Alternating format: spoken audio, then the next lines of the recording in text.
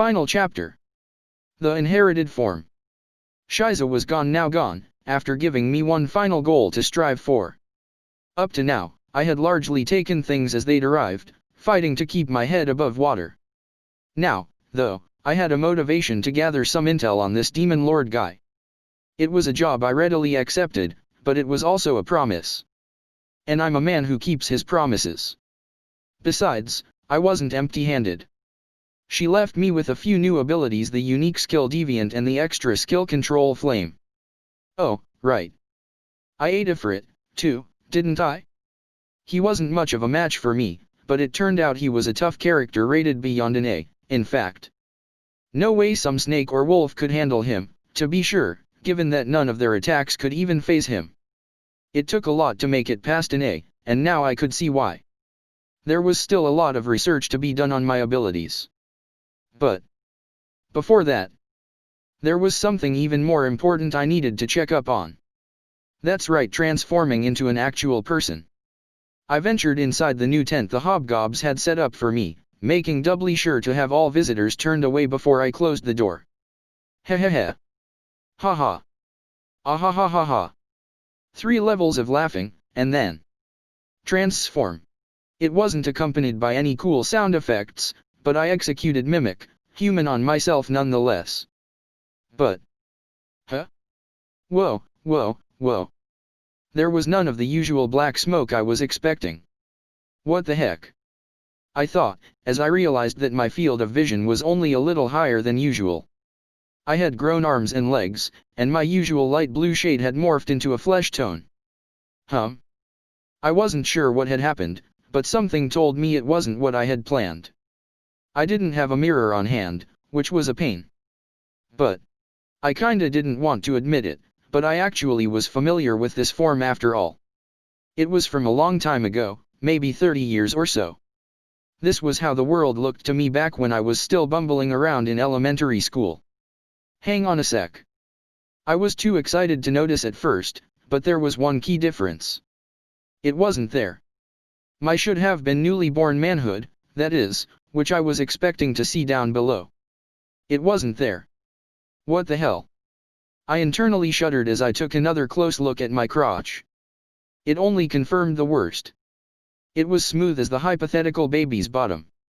Thinking back, this wasn't something I had bothered to check up on when transforming into other monster types. But I supposed it made sense. If I never had to eliminate waste from my body, what use would I have for the associated organs? And if I didn't need to reproduce, I was still fuzzy on that, but if I didn't, then why bother with genitals at all? That was just who I was now, was all.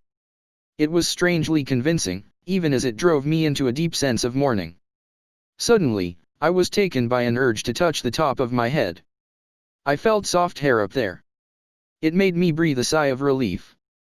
At least I wasn't shaped like a space alien. That's a step forward. And, come to think of it, I was a giant ball of fur in wolf form. I don't even want to imagine what that'd look like without hair. Nope. That's a dangerous line of thought. Really, though, I thought I'd keep a cooler head than this. Why was I letting myself get in such a panic? I'd just have to accept the truth about what happened down there. It was hard to swallow, but at least I wasn't a slime any longer. Too bad I can't check up on my whole body, I thought. What about the replication skill I just picked up from Ifrit? Seemed like a nice idea. Good job, me. I didn't know if it'd work, but it was worth a shot. Black mist darted out of my body, forming a human figure in front of me. Looked like it was a success after all. It was completed in an instant, only to reveal, oh, crap. Bad news. First off, my appearance. The hair was a silvery gray with a light tinge of blue to it, topping off a pair of wide-open eyes and a charming, young. Feminine? Masculine? The lack of genitals made it fairly irrelevant, but in terms of appearance, I looked closer to a girl than a boy. This was probably thanks to Shizu, there were no features that I could identify as my own. But it wasn't a perfect recreation of Shizu's genes, either. The hair color was one thing, but the golden eyes were quite another. Veldora had gold eyes, too, which was a common trait among the higher monsters, perhaps. And hang on, didn't Ranga's eyes go from a blood red to gold as well? Although they also changed depending on his excitement level. Still, maybe they changed because of my influence on him as his name giver. Either way, nothing about this form was from me. In this world, the only thing that was truly mine was my soul, it seemed. This was mostly Shizu, and man, she must have been one darling little girl. My skin was tremendously smooth, too, with none of the rubbery bounciness of my slime form. So this cute girl was just standing there in front of me, but naked.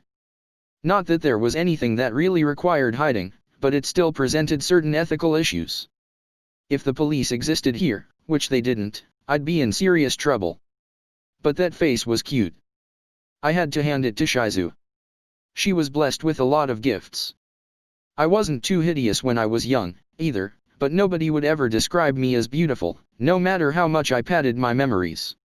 I really have to thank her, I thought to myself as I wrapped a blanket around my body, taking the time to hand one to my doppelganger. Now I really needed to figure out some clothing. Right. Back to the main topic, the real reason I thought oh, crap at first. That all came down to this human form's abilities.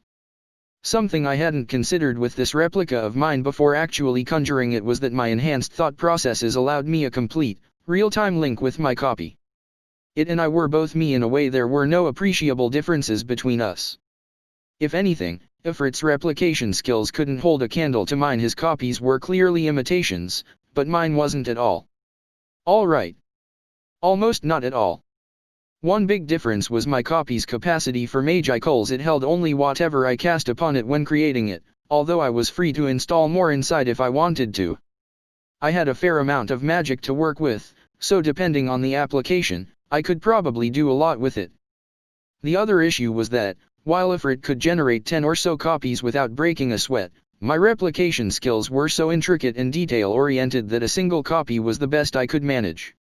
Still, I could make a copy of myself with all the same attack and defense abilities. Any foe who ran into this skill would think I was cheating. The third and final oh, crap reason, the way it seemed so breezily natural to me, taking this form. That was something I noticed when I realized no dark mist had surrounded my body. Take my black wolf form, for instance. I definitely used the mist to create that form, although it made for weaker results compared to my slime self. It was hard to notice thanks to the limited movement available to a form without limbs, but a slime's cells were powerful things. Each one could serve as a muscle cell or a brain cell or a nerve cell. See the streamlining effect this makes. Seeing things with the eyes, relaying the information to the nervous system, bringing it to the brain. I could skip all of that. Even without the sage's upgrading effects, my reaction speed was far above the average person's. Transforming with the black mist, however, created a slight time lag between thinking something and moving my body in reaction to it. That, I figured, was what made the replication inferior, if anything, to the real thing. As for this mist-free human transformation, you guessed it, it had the exact same reaction speed as my regular slime form. No wonder it felt so natural. Having limbs also improved my mobility immensely.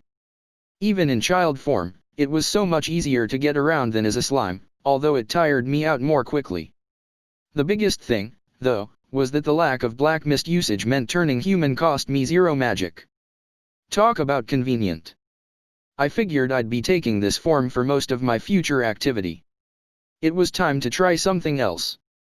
I gave an order to my replica and it was a totally smooth process, just like moving my own body. Black mist welled around it, and the copy began maturing. A trim figure, long, flowing gray hair, and an androgynous sort of appearance. Perfect. I could then mold this figure to look more feminine or masculine, go all macho, or obese, or in the prime of my life, or elderly. As I soon discovered, I could transform into all kinds of figures using magic to cover for anything I didn't have, just like with monster transformations. That might be a good way to give me some more strength as a human. It hurt my reaction times, but the bigger I was, the more powerful it'd make me. Speed was the most important element of any battle, I knew, but striking a good balance was something I could experiment with in the days to come. And so Satoru Mikami, an average middle-aged man living a perfectly unexceptional life, came to enjoy his unexpected reincarnation as a slime. After acquiring the form and the emotions of a certain woman, he also gained a mission in his new life. And before long, this single slime named Rimuru would play a central role in some of the most tumultuous times this world had ever seen.